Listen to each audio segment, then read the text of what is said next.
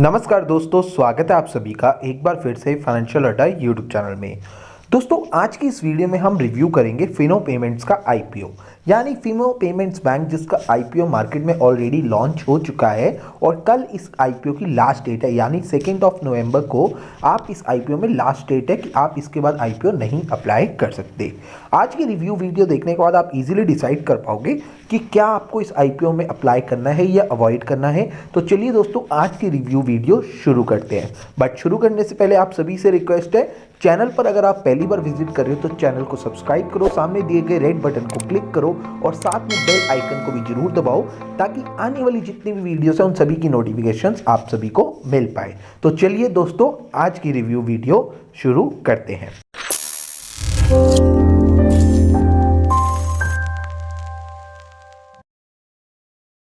सबसे पहले यहाँ पर हम बात करेंगे अबाउट फिनो पेमेंट्स बैंक के बारे में। इनकॉर्पोरेट हुआ था ये बैंक 2017 में। Fino payment bank is a growing fintech company offering a wide portfolio of digital financial products and services in India. यानी ये एक तरह का नया फिनटेक कंपनी है।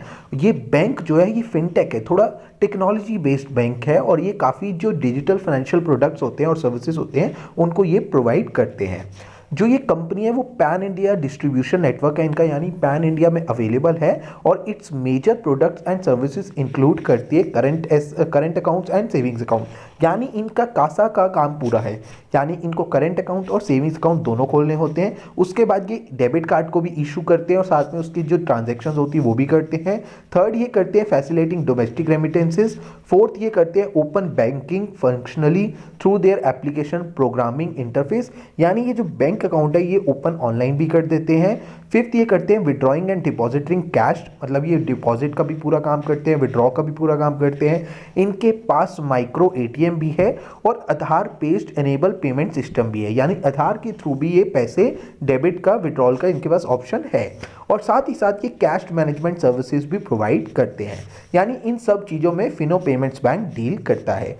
Company is a merchant facility them in cross selling their other financial products and services such as third-party gold loan, insurance, bill payments, and recharges. Fino Payments also manages a large business correspondence network on behalf of other bank. अभी मैं आपको क्या समझा रहा हूँ, जो Fino payments bank है ना वो क्रॉस सेलिंग भी करता है, यानी काफ़ी इंश्योरेंस कंपनीज के भी इंश्योरेंस को सेल करता है और वहाँ से कमीशन अर्न करता है। गोल्ड लोन, थर्ड पार्टी जो गोल्ड लोन्स होते हैं उनको प्रोवाइड करता है, रिचार्जेस करता है, बिल पेमेंट्स करता है और उसके थ्रू जो है अपना क्या अर्न करता है, कमीशन अर्न करता है। और इनका most of the revenue guys, most of the revenue जो होता है ना वो इस चीज़ से आता है, यानी क्रॉस सेलिंग से आता है। उसी के साथ साथ फिनो पेमेंट्स क्या मैनेज करता है, लार्ज बिजनेस कॉरेस्पॉन्डेंट्स नेटवर्क भी अदर बैंक्स का मैनेज करता है, तो ये भी एक अच्छी पॉइंट है। ठीक है, अब हम बात करेंगे कॉम्पिटिटिव स्ट्रेंथ की कि कंपनी की कॉम्पिटिटिव स्ट्रेंथ क्या है, कंपनी की स्ट्रेंथ क्या है, इस बैंक की खास बात क्या है। तो फर्स्ट स्ट्रेंथ आ जाती है यूनिक डीटीपी। अभी डीटीपी क्या है, डिस्ट्रीब्यूशन टेक्नोलॉजी पार्टनरशिप, यानी इनका डिस्ट्रीब्यूशन नेटवर्क, टेक्नोलॉजी और पार्टनरशिप बहुत अच्छी तरह से मैनेज हो रही है और ये इनको हेल्प करता है कस्टमर सर्विस अच्छी से देने के लिए। सेकंड जो कॉम्पिटिटिव स्ट्रेंथ है वो है focus on technology development and in house technology expertise, यानी ये टेक्नोलॉजी डेवलपमेंट में बहुत ज़्यादा फोकस करते हैं और इन हाउस टेक्नोलॉजिकल एक्सपर्टाइज है। इन हाउस का मतलब है कि इनके पास अपने जो टेक्निकल एक्सपर्ट्स हैं वो है, मतलब इनको बाहर से हायर नहीं करने पड़ते। थर्ड जो स्ट्रेंथ आ जाती है वो है customer centric and innovative business model, यानी जो इनका बिजनेस मॉडल है वो काफ़ी इनोवेटिव चल रहा है। फोर्थ आ जाता है हाईली एक्सपीरियंस मैनेजमेंट टीम भी काफ़ी मैनेजमेंट जो है वो काफ़ी एक्सपीरियंस्ड है। और फिफ्थ इनकी जो कॉम्पिटिटिव स्ट्रेंथ आती है वो आती है vision of socially inclusiveness and empowerment, यानी ये इसमें भी फोकस करते हैं सोशली और एम्पावरमेंट में भी। अब हम बात करेंगे प्रमोटर्स के बारे में कि फिनो पेमेंट्स बैंक का जो प्रमोटर है वो कौन है। फिनो पेटेक लिमिटेड जो है वो प्रमोटर है फिनो पेमेंट्स बैंक के। ठीक है, कंपनी फाइनेंशियल्स की बात करें तो कंपनी फाइनेंशियल्स हमें बताती है कि कंपनी प्रॉफिट में है, लॉस में है, ये हम देखते हैं।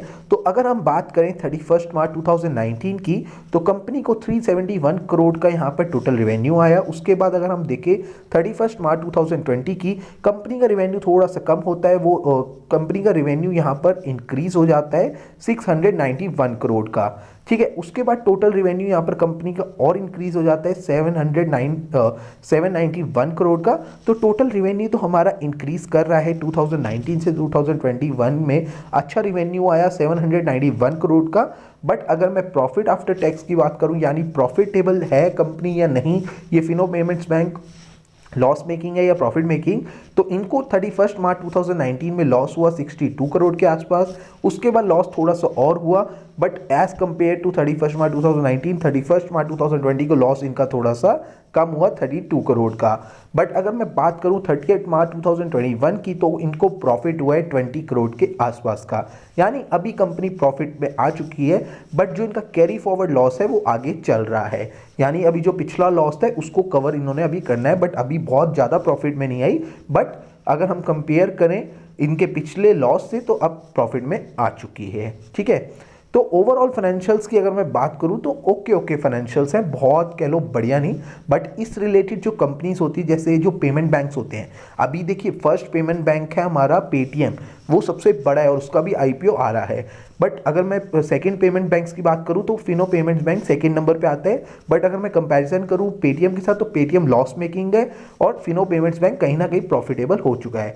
बट एक पॉइंट ये भी आता है कि पेटीएम बहुत 4-5 गुना बड़ा है फिनो पेमेंट्स बैंक से, और साथ में पेटीएम एडवर्टीजमेंट में बहुत ज़्यादा खर्चा करता है, वहीं फिनो पेमेंट्स बैंक एडवर्टीजमेंट में बहुत कम खर्चा करता है। तो वही खर्चा कह लो इनकी इनकम बन गई इनके लिए। अभी थोड़ी बहुत एडवर्टीजमेंट आई, अदरवाइज आईपीओ से रिलेटेड एडवर्टीजमेंट है, बट हमने देखा है कि फिनो पेमेंट्स बैंक की बहुत कम एडवर्टीजमेंट देखने को हमें मिलती है। और इन बैंक्स का जो मेन फोकस होता है वो रूरल एरियाज में होता है कि वहाँ ये ज़्यादा डेवलपमेंट करे बैंक्स की, ठीक है, रूरल एरियाज में। तो ओवरऑल फाइनेंशियल ओके है। ठीक है, अब हम बात करते हैं ऑब्जेक्टिव ऑफ द इशू की ऑब्जेक्टिव क्या है, इशू को क्यों लेके आ रहे हैं, यानी आईपीओ क्यों लेके आ रहे हैं। तो augmenting banks tier 1 capital base to meet it future capital requirement, और सेकेंड है to meet the expenses in relation to the offer.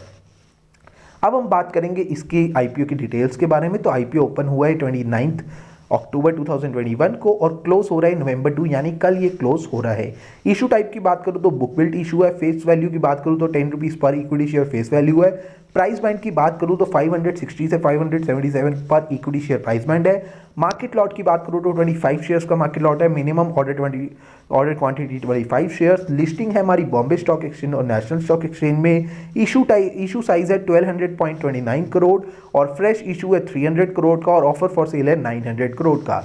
Fresh issue का मतलब यहाँ पर कंपनी शेयर्स बेच रही है और पैसा कंपनी के पास आएगा, वहीं ऑफर फॉर सेल में एग्जिस्टिंग शेयर होल्डर अपने शेयर्स बेच रहे हैं और वो पैसा कंपनी के पास नहीं जाएगा, वो एग्जिस्टिंग शेयर होल्डर्स के पास जाएगा जो अपने शेयर्स बेच रहे हैं।